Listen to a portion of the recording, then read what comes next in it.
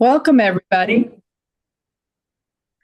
Um, Thank you for joining us for our first Lunch and Learn. We are fortunate to have Richard Joyce, who is a conservation biologist with the Xerces Society, one of our wonderful partner organizations. He's coming to us from his office in Massachusetts, I believe. Those of you who are going to be joining us for the Firefly Walks next month will have an opportunity to meet Richard in person. We are recording this, and that recording will go up on our website in a few days. We've got you all on mute. There's a big group. We've got over 30 people in the room so far. If you've got a question, drop it into the chat, and if we have time at the end, we'll feed those over to Richard, and we'll see if we can get to some of our questions. So with that, Richard, I'm going to turn this over to you. Wonderful. Thank you so much. Thank you all for tuning in today. I hope you're all enjoying a good lunch while you're watching. If I want to just start by saying thank you to Lise and to the North Carolina Master Naturalist Program for this opportunity to speak with you. Today we're going to be delving into lightning bugs, fireflies, and ways of getting involved in their study and conservation, as well as getting to know some of the firefly faces, so to speak, in North Carolina. So I work for the Xerces Society for Invertebrate Conservation, and we're a science-based nonprofit that protects nature through the conservation of invertebrates and their habitats. We have 5 main programs which focus on species conservation, protection of pollinators in managed landscapes like farms, pesticide reduction, community engagement, and conservation policy. Our name, which oftentimes people kind of scratch their head at how to pronounce it or why we have this strange name, we're named for the Xerces blue butterfly, which is the first insect known to go extinct in the United States due to human causes.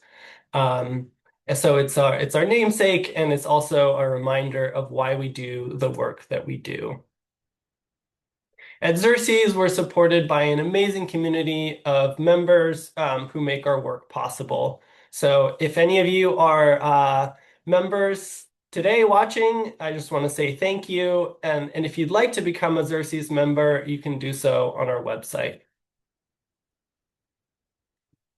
So today's presentation is going to have four sections. The first is going to be a sort of a quick Fireflies 101 about their natural history and taxonomy. Next, we'll talk about the conservation status of fireflies, basically how are they doing and what are their threats. Next, we'll do some dive into some profiles of North Carolina firefly species. I'll admit this is my favorite part of the presentation. And highlight some North Carolina firefly mysteries where you all may have the potential to dig in and answer some questions that remain about North Carolina fireflies. And then lastly, we'll talk about some ways of better understanding and protecting lightning bugs. So to start, we'll just do a quick Fireflies 101. So fireflies are beetles. They are not flies and they are not bugs like a stink bug might be. And beetles I once heard described as a tank that can turn into a helicopter, which I really liked. So their front wings are modified to be kind of hardened and protective, and their hind wings are the ones they use to fly with. So they're thinner, membranous wings. And a good way of telling a firefly without, seeing it blinking or flipping it over, to tell a firefly is a firefly is to look at its head shield, or we call this in entomology a pronotum. This is part of the thorax, the middle segment of the firefly's body. And in fireflies, this pronotum or head shield tends to be proportionately pretty large compared to the head. It's expanded, and often when you look down on top of a firefly, you may see a little bit of its eyes and its antennae or feelers sticking out, but you really don't see much of the head usually. Fireflies as a group, or the family Lampyridae, go way back. So we know from both fossils in amber and from DNA studies that they go back at least 100 million years, and were flashing and flying around with the dinosaurs, which is pretty neat to imagine. Fireflies are also widespread. So they're found on every continent except for Antarctica. And while they're much more conspicuous in the eastern United States, they're actually found across the entire North American continent. So we have flashing species that go as far west as Nevada and Arizona, and we have other types of fireflies that maybe are a little less flashy, um, all across the U.S., including in California. Um, some of the the things that they really like in habitats is moisture. So the further west that you go, the more you're likely to find fireflies in kind of wetland habitats. Um, at last count, and this is since I've been in my role at Xerces Society, this number has crept up several times.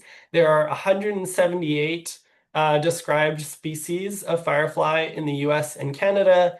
And at the global level, the number is at least 2,600, but likely much higher than that with all the species that are not yet known to science. And not all fireflies flash. So the flashing fireflies are the group that we know best and perhaps love best as well. But within the United States, we have two other groups of fireflies. So there are the glowworm fireflies, um, and the picture here is of an adult female glowworm firefly. So she doesn't have wings, and she looks almost like a larva, but she's an adult. She's fully reproductively mature, and she is signaling to males both with her light and with pheromones. And the males are fully winged and are flying around. They may glow, they may not glow. They're flying around looking for the females. So in Europe, actually, most of the fireflies that they have are in this glowworm group. And in the US, we have a good number of species, but they're not the dominant group. And then lastly, we have the daytime dark fireflies, which I sometimes think of as the ugly duckling, or unpopular step sibling of the fireflies, because as adults, they don't produce light. Um, they're still really neat to find and look at and learn about. And we have a pretty decent number of species of them in the US. Um, they they're actually, some of them are very closely related. They may be sister species to flashing species. So they're not a taxonomic unit or one sort of branch of the family tree. It's just that different species for various reasons have evolved not to produce light and instead to use chemical signals to find their mates. Um, and so for the species that do flash, their flash patterns or emissions of light that are repeated at a somewhat predictable interval act as luminous love songs. So they're saying to each other, hey, I'm the same species as you, and wouldn't it be nice to make more fireflies together? And you can see in this sort of simplified chart of firefly flash patterns that there's a lot of variety in how fireflies flash. both in the timing, the color, usually ranging from orange to green, and yellow being perhaps the most common. And then the timing too, the timing of the flashes, both the duration of the flashes and the spacing of the flashes. All of those elements are helping these fireflies know which species is theirs as they are doing their thing in the dark. And fireflies have four distinct life stages, and most of these life stages are really quite short. So the eggs, the pupa, which you can think of, it's kind of like a little firefly cocoon, though they don't usually build a structure, and the adults are all in this. All those phases are relatively short. It's sort of a matter of weeks, maybe over a month. But fireflies really spend most of their lives as larvae. That's the phase when they are eating and growing and kind of building up their bodies. So here's a kind of a sampling of firefly larvae, some that you would find in North Carolina and a few that you would not. And you can see there's some diversity, but they all kind of have these segmented plates. They're sort of armored looking, and their shapes are well adapted for kind of burrowing in the soil or creeping through leaf litter. Um, and the larvae also glow. So this is a fun activity in the spring and the late summer or fall, is to go out on a kind of dark evening, and look for firefly larvae. And the pupae also glow. And this is a signal that they're giving to predators that says, "Don't eat me, you'll regret it if you do." So fireflies have toxins in them of various types, depending on the group, that are quite bitter and really sort of not good for vertebrates to ingest. So there have been cases in zoos, for example, across the country, where in reptile exhibits, uh, lizards have died after eating just one lightning bug. Um, and so this light production, bioluminescence, is also seen in the pupa, as you can see here on the right. So maintaining that warning signal even during this immobile phase that they're going through. What do fireflies eat, you may ask? Well, they are mostly predators. There are a few that are a little more omnivorous or scavenging, but um, firefly larvae really like to eat snails and slugs, and in some groups they'll also eat earthworms. Um, and they have these really sharp, pointy mandibles, and those mandibles have a groove in them that will inject a neurotoxin into their prey, and then also inject a kind of a digestive enzyme. So they will immobilize their prey and then digest their prey outside of outside of their body, and then slurp up some yummy snail or slug juices. Sometimes I get asked the question, fireflies must be important food for birds and bats, right? And the answer is maybe a little bit, but they're probably not actually an important food source. And that goes back to what I just told you about the toxins they have in them. So on the left, this is a photo I found on iNaturalist of a sparrow that had just caught a winter firefly, which is a daytime dark firefly that's active right now across the eastern US. Um, and the sparrow hasn't spit it out yet, but on the right is a photo of a winter firefly, and it has these white droplets coming out of its front wings, and that's reflex bleeding. So it's a very nasty tasting liquid that it's secreting that also has those toxins in it. So this was probably the last firefly that sparrow ate. Maybe it didn't die, but I don't think that it went back for more based on the taste of that firefly. Another question that I sometimes get is, are fireflies pollinators? And the answer to this question is maybe a little bit, but not as much as groups like bees and butterflies. So most fireflies don't actually eat very much as adults. They've done all of their eating as larvae, and so they're not their need to seek food is fairly limited. But they will visit flowers, and this is especially true for the diurnal fireflies.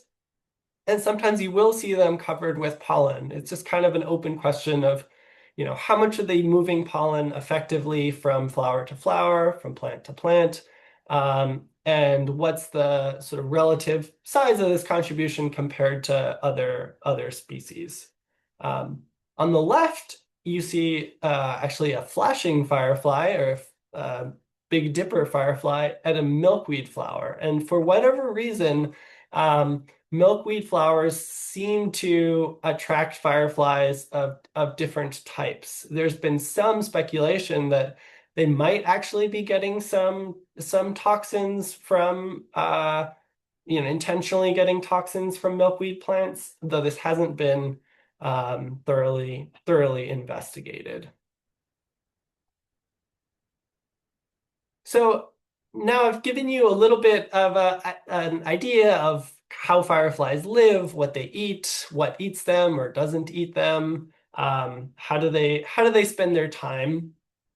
And next, I'm going to talk a little bit about how fireflies are doing. So I just want to ask how many, this was maybe more of a, social media or TikTok phenomenon, but how many of you, and you can just maybe put in the chat, how many of you saw a headline or something on social media about us being the last generation to see fireflies that was kind of circulating last summer? I'll open up the chat.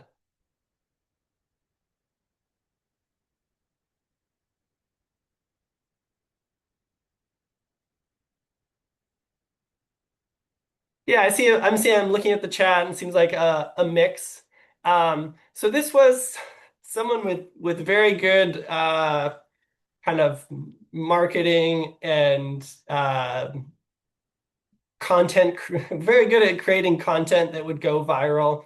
I was getting calls all last summer from reporters who wanted to know, what was going on with fireflies, because there was this social media phenomenon saying that we were the last generation to see fireflies. And while it wasn't really based in sound science, I think it struck a chord with the public because for years now, there's been a sense both among the public and among scientists that fireflies are at risk. Among the public, that might look like just not people reporting, many people reporting not seeing as many fireflies as they used to, or not seeing displays like they saw them as a kid. And for scientists, we don't have the baseline data to really look at firefly populations in a really robust quantitative way. But we can look at firefly species overall and kind of do a rapid triage of how these species are doing and which ones may be most at risk. So back in 2021, Xerces and partners formed the Firefly Specialist Group um, for the IUCN, or the International Union for the Conservation of Nature, and undertook a project to assess the conservation status of firefly species in the US and Canada. And we did assessments for 132 firefly species, um, and these were the results. So over half fell into a category of data deficiency, meaning that there was so little data on these species that they could be doing totally fine, or they could be at risk of extinction. Just to give an example of a data deficient species, there were some firefly species that the last data collected on them was in the 1960s, and then in the decades since then, nobody has bothered to look for them, to collect specimens in the public record anyways.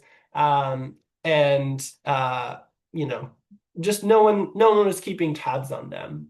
Um, there were also 14%, or about 18 species, that fell into a threatened category on the red list. So these range from near threatened to critically endangered. And I will say that this endangered category, it's the red list endangered category is a different designation than endangered on the Federal Endangered Species Act, which is actually a regulatory list that has legal implications. The IUCN red list categories are non-regulatory and just a standardized international framework for conservation risk. So if you projected the rate of extinction threat onto the data deficient species, up to a third of firefly species may be at a heightened risk of extinction. And through this process, we also identified what are the main threats to fireflies. So fireflies face many threats, as do other insects, but there were four ones that really rose to the top. So habitat loss and degradation, light pollution, pesticide use, and climate change. And specifically, the increased severity and incidence of drought and sea level rise were the two climate change impacts that were kind of most concerning and impactful for fireflies. I actually, rather than wait entirely to the end, that I'm at the end of the conservation status section of the presentation. So if anyone has questions now about either firefly natural history or conservation status, I'm happy to answer a question or two.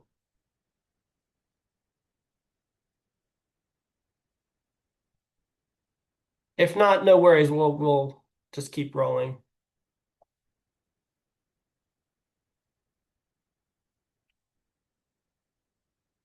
All right, we will just keep rolling then. Yes. How would fireflies move from the red list to endangered? So I think your question is how would they go from this non-regulatory designation to the federal endangered species list? And the answer is that it's a process, and it requires a lot of kind of work and participation on the part of the U.S. Fish and Wildlife Service. So the Xerces Society has put in formal petitions, so not like lists of signatures, but formal requests to the U.S. Fish and Wildlife Service to protect 5 different firefly species. And it's a multi-year process where they look at the available data, they look at the that formal request. And there's one species right now that's under consideration for threatened listing, and that's the Bethany Beach firefly, which is a coastal mid-Atlantic species. Someone asked, what can I talk about mismanaged firefly tourism?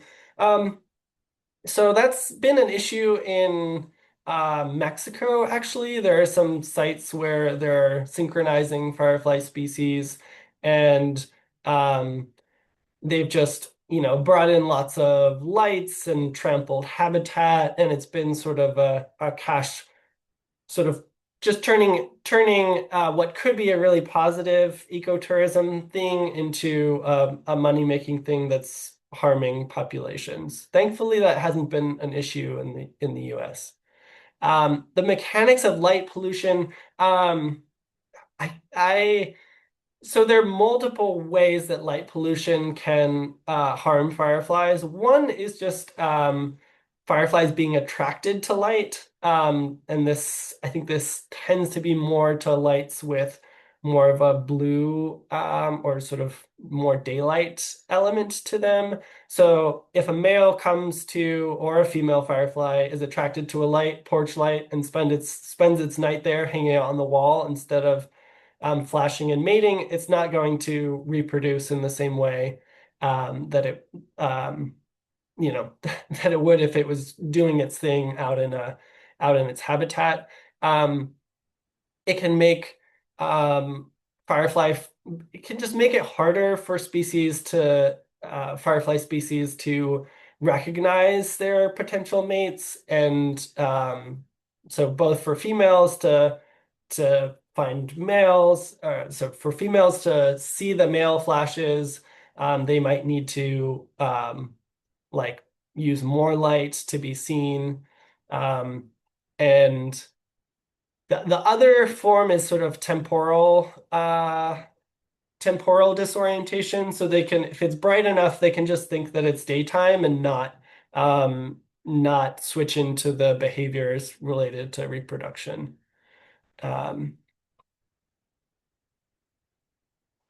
Um, there's a question about ranking of the global threats. I think there's a review paper from several years ago on that was really based on expert opinion. So in different regions, different threats were more of an issue. So like Asia actually has a lot of aquatic fireflies, so water quality issues were a higher issue. Yeah, Matt, thank you for sharing that review article. There's some really good recent science on artificial light at night and insects and fireflies as well. Thanks, everyone. These are awesome questions. So I'm gonna move back to the next section, which is the one that I'm kind of most excited about, and that is getting to know some North Carolina lightning bug species. Um, So there are about 34 species of firefly in North Carolina. And one of the challenges that I actually face when communicating with journalists, for example, about fireflies is that so many people are used to thinking of fireflies or lightning bugs as one thing. So I get questions of, like, are fireflies going extinct or are fireflies endangered? And the first thing that I kind of have to establish is like, which fireflies are you talking about? Because we have lots of different species, and they have things in common, but they have different needs. Some are doing really quite well, and others we're not so sure. So there's just wonderful diversity of fireflies, and treating them as kind of individuals and getting to know them as individuals, I think is an important step in protecting them. I also love the common names for fireflies. Firefly expert Lynn Faust, who's based in Eastern Tennessee, has come up with some really awesome poetic common names for fireflies, like marsh imp and snappy single sink. Um, so put in the chat, has anyone been seeing fireflies flashing in their neighborhoods or like, in the past couple weeks? Anybody?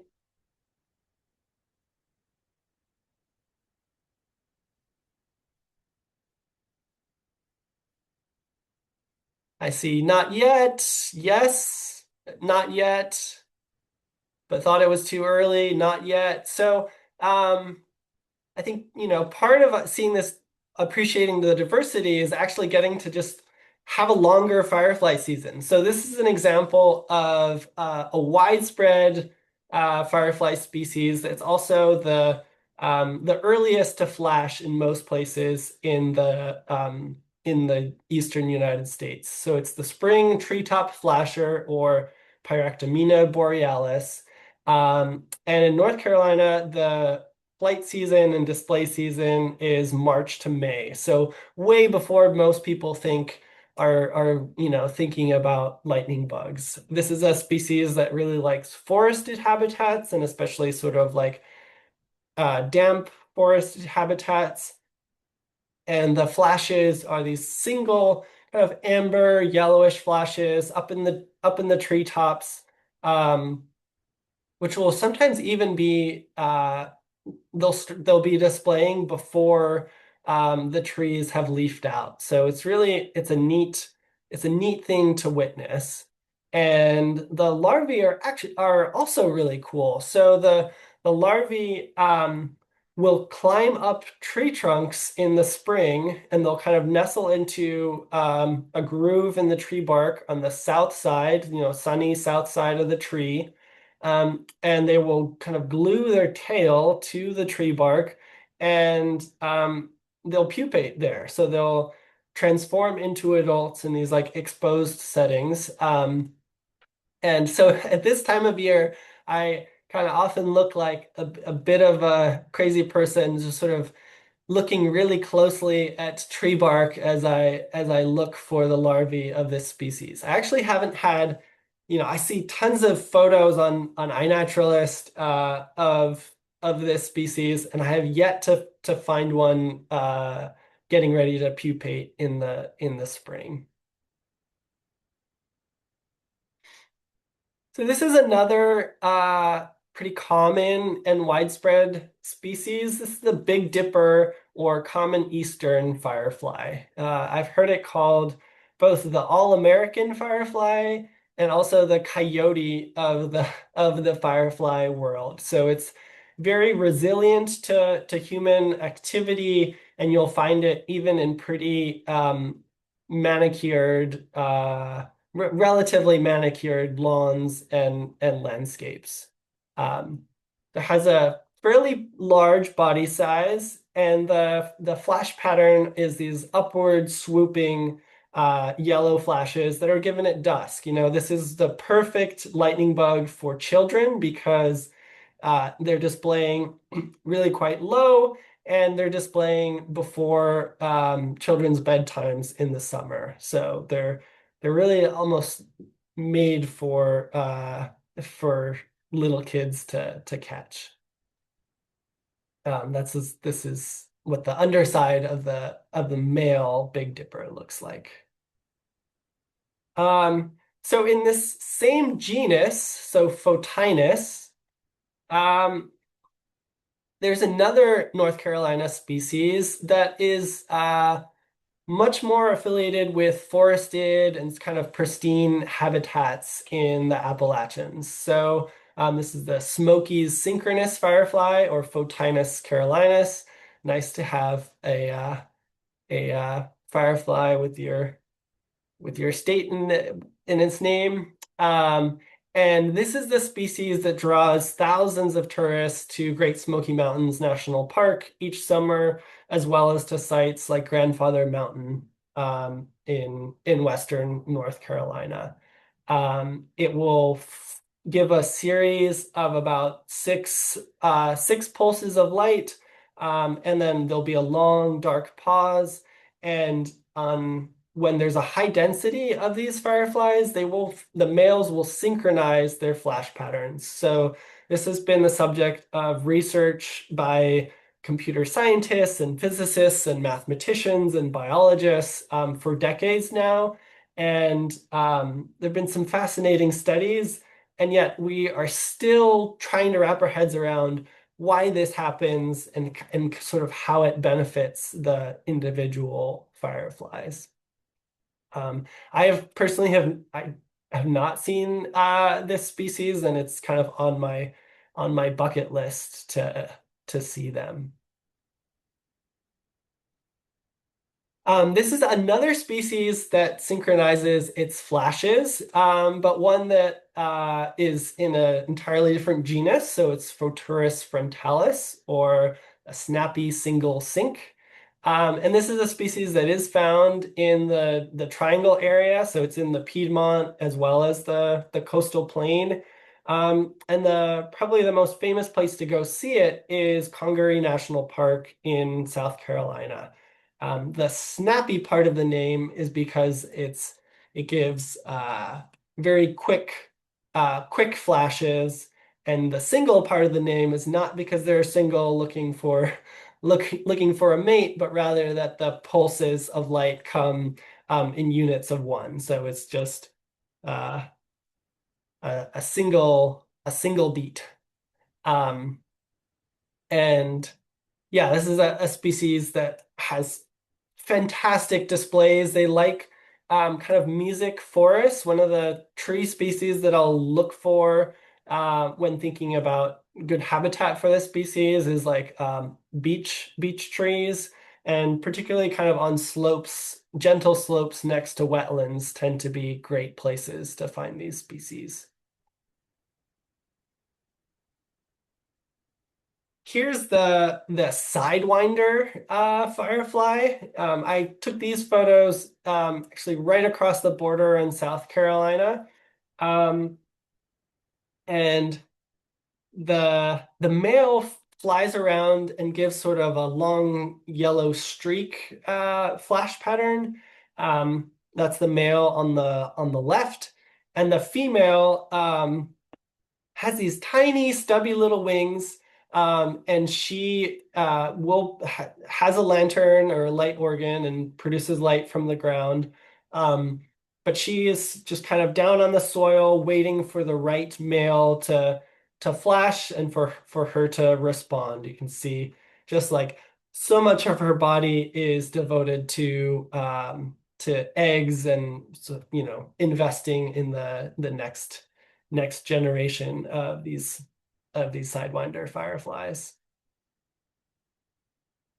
Um, Another species that has relevance for firefly tourism is the blue ghost firefly, or Phausis reticulata.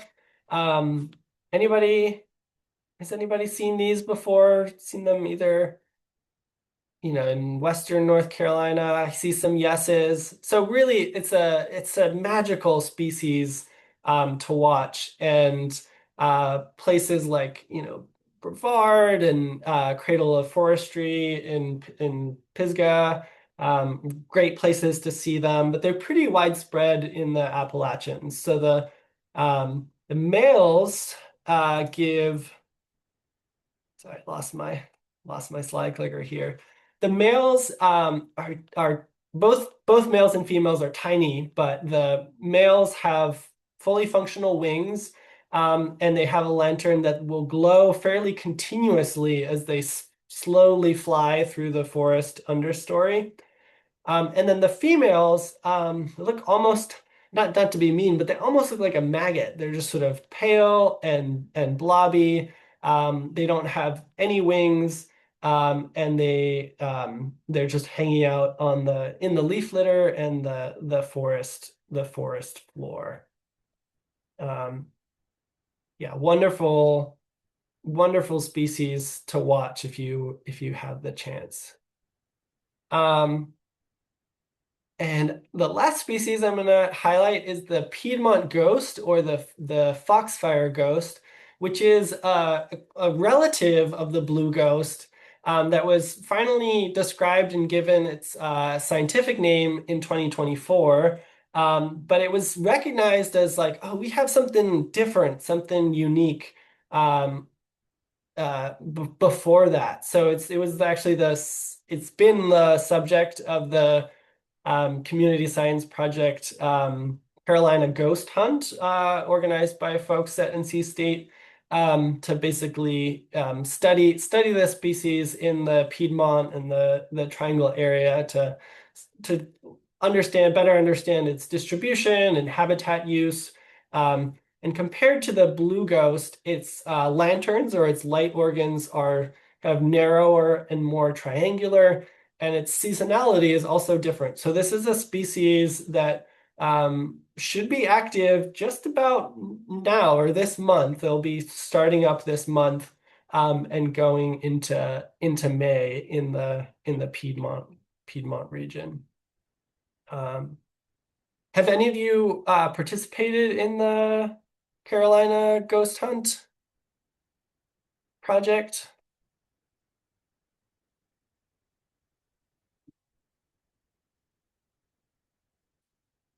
Not seems like maybe no. I see a no, but we will. That's awesome. Yep. Yeah, it's pretty cool to have such a unique and interesting species right in y'all's backyards. Um, So this has just been a small selection of the diversity of lightning bugs in North Carolina. So I hope it has sort of piqued your interest. Next, I want to share just a couple of North Carolina firefly mysteries. So these are either species that haven't been found in North Carolina but might, and then one that has not been seen in a very long time. So uh this is the keel-necked firefly, which is a salt marsh specialist. So it's found in New Jersey and Chesapeake Bay, in the salt marshes, and then it's also found in Florida, but it hasn't been found in between. So this photo was taken in New Jersey. The name comes from the raised line on the kind of the back of the head shield. This is what the larva looks like. And sort of back to the North Carolina mystery, we have records from the Mid-Atlantic and from Florida and the Alabamas. And there's lots of salt marsh habitat in North Carolina, I think like Outer Banks and that sort of thing. And we don't know whether or is this species actually absent from North Carolina, or is this just a lack of survey effort in the kind of people being at the right place at the right time? I also just wanted to give a brief mention of I need to do that of another mystery, which is the pointy-lobed firefly. You might think like that's kind of a strange name. Well, the pointy lobes refer to the male genitalia, which can be a pretty important thing to look at when classifying and identifying insects and fireflies as well. Um, this is a species that's only been recorded once in North Carolina, and it's actually what's called uh, the type specimen for the species. So the specimen upon which the description is based was collected at the base of Mount Pisgah in July of 1939, and has not been recorded in North Carolina since. I think some of this has to do with the challenge of identifying it and needing to dissect it, but some of it also has to do with the relative rarity of this species. So it's been found in South Carolina, in Florida, up to Ohio. It's actually relatively widespread, but there are very few records in all of these places, and definitely could use more investigation. Um, Last mystery is whether there are loopy 5 fireflies in North Carolina. So when the red list assessments were done, one of the species that was highlighted as one that was at pretty high risk was one that was just very rare from the southern Appalachians and sort of Piedmont regions, called the loopy 5 firefly, named for its erratic bobbing um, flash pattern emitted over marshy wetland habitats in at the time of the assessments, there were 3 known populations, one in Tennessee, one in Georgia, and one in South Carolina. And since then, we've found a lot more, put a bunch more pins on the map, but it still has not been documented in North Carolina, despite similar habitats, similar ecoregions. So here you can see in yellow, these are places where people have searched for the species and not found it. And green are places where we have found the loopy 5 firefly. So you can see that there just hasn't been much search effort in North Carolina, and it has been found right at the border at Kings Mountain State Park in South Carolina. It would be wonderful to get a better sense of its distribution in North Carolina. And if we find a bunch more populations, that would be a relief and would tell us that this species is not as threatened as we once thought that it was.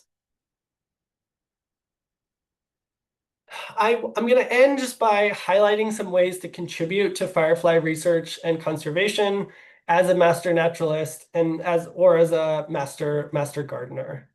Um, so I've been really inspired by the work of different master naturalists in various parts of the country in their work to establish firefly sanctuaries. So a group of master naturalists in Arkansas approached a land manager and a foundation that managed a piece of property that was, conserved forest, but it was actually also just used for mountain biking. That was the main use of the property. Um, and they worked with the landowner to set up a firefly sanctuary in one section, sort of a riparian area within the preserve.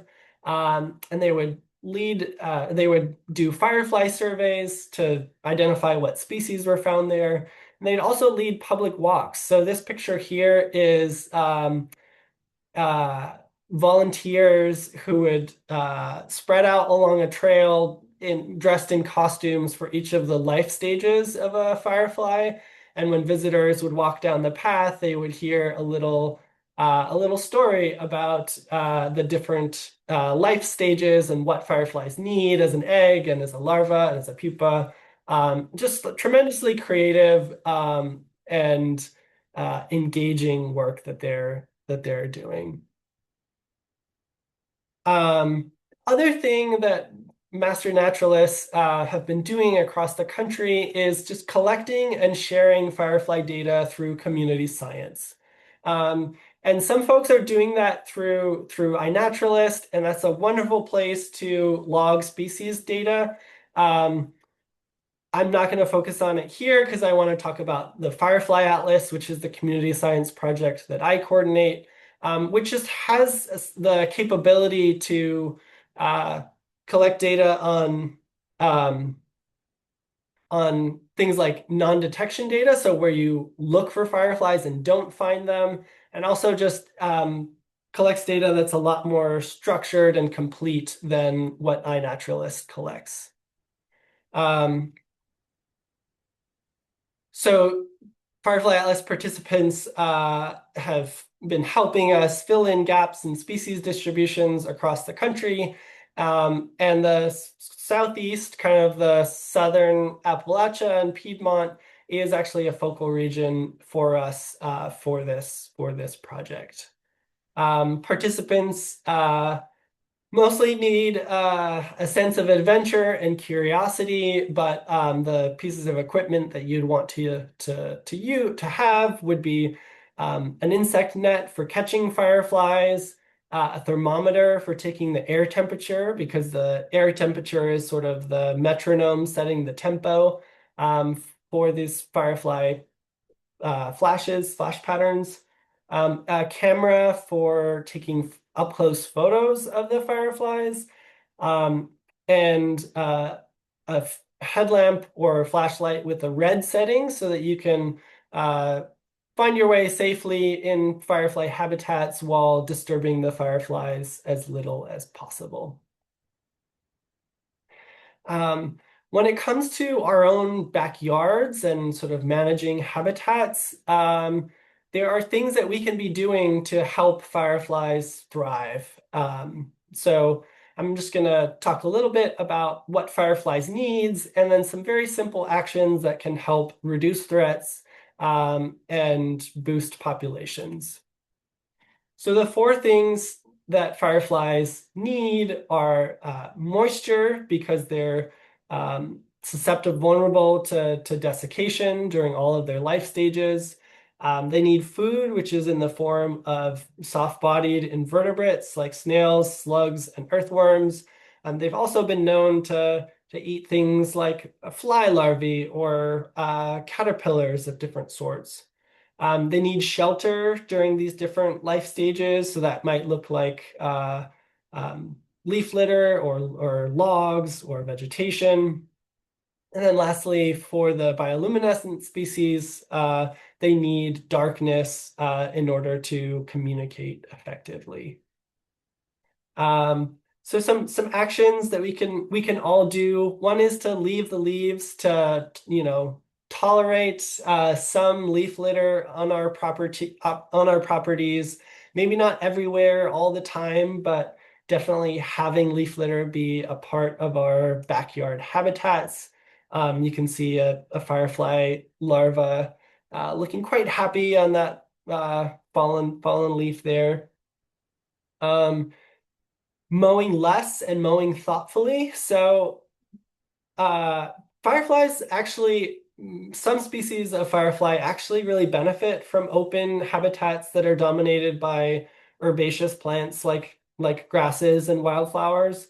Um, but other species really prefer forests. So if you have a sort of grassy or meadow habitat, you will have some firefly species, but you won't have all firefly species. Um, and there's kind of a spectrum of, what's practical. Ideally, you would have a meadow, and that would be mowed just once a year, during the winter. But if you have grassy areas that are also used for, kicking a soccer ball around, maybe just mowing every 2 weeks and tolerating grass that's, 4 inches instead of 2.5 inches can really bring benefits to fireflies by keeping the ground more moist and making the uh, the conditions less stressful for fireflies during their life stages. Um, Fireflies benefit sort of indirectly from having diverse native plants. And we don't have, it's not necessarily like monarch butterflies where it's like plant this one species and you will definitely have fireflies. But having a mix of grasses and flowering herbaceous plants, wildflowers, shrubs, and trees are all nice habitat elements to have. Um, Reducing or eliminating pesticide use is also beneficial to fireflies. Things that there isn't a ton of research actually on the impacts of different insecticides on fireflies, but those that do exist, even if they don't kill the fireflies outright, they can change their behavior or their growth and sort of generally make fireflies less healthy. So striving to reduce pesticides as much as possible is an important step to take. Um, and then finally, reducing light pollution. So That can be as simple as using curtains at night during the firefly flashing season. It could mean making sure your porch lights and outdoor lighting is properly shielded, so it's really casting light just onto the pathways and driveway where you actually need the light. And in cases with really sensitive habitat, parks or places with high quality habitat, the best, if you need to have some light, red light in the red spectrum is the least harmful to fireflies. Approaching the hour here, so I just want to highlight various Xerces Society resources that we've put together. So we have a Firefly Sanctuary Guide for a guide to establishing firefly sanctuaries. Here are a few books and PDFs that you can order, or these are actually not Xerces created, but just wanted to highlight some print books that are out there. The book by Lynn Faust, I really can't recommend enough, especially for the Southeast. And then here are some Xerces resources that are available for free on our website, and can also some of these we can mail to you if you want to do an educational event. The publications are plentiful, so please check them out if you're interested. So that's what I have for you today. We have a couple minutes for questions. I'm happy to stay on past 1:30. I don't know if Lise can do that, but thank you so much for your time and attention today. And I will be visiting the Triangle area in mid-May, and look forward to meeting some of you in person and heading out on a firefly field night. Thomas asked what was the book that I recommended. I'll go back to that. So Fireflies, Glowworms, and Lightning Bugs by Never Works by Lynn Faust. Fantastic field guide, and especially good for the Southeast.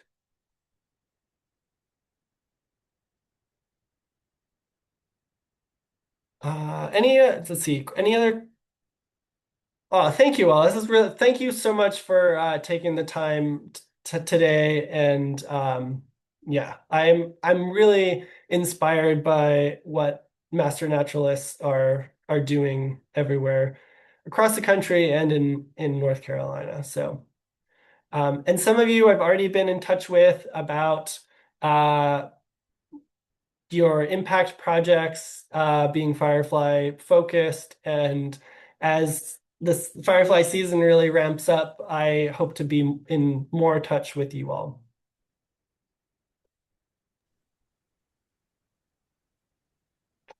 Any questions? Or at least do we need to end abruptly at 1:30? Richard, we can stay on for a moment more. I'm going to get some of the links that you mentioned, and we'll add it to our course page. So Wonderful. the students, you can find that when we post the recordings, and I'll send that out on an email so you know where to look. Thank you so much. It looks like we've about wrapped up on the questions. Richard, thank Sounds you. good.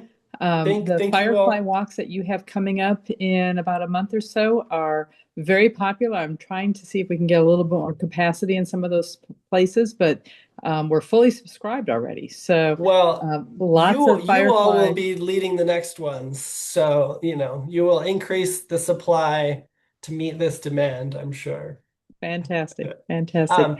Lise, did you note the sort of the maximum number of folks that were logged in? I had 46 at one point. Yeah. Yes. 46. Yes. That's the 46. biggest number I saw. Okay, Yes. great. All Great. right. All Thank you righty. so much. Thank you all. And everybody have a good afternoon. Those of you who are in the 2026 class, we'll look forward to seeing you with Matt Jones for our botany class on Saturday. We'll be over the Stan Adams class, and we'll see you all again really soon. So everybody have a good afternoon. Take care. Thank you. Bye-bye.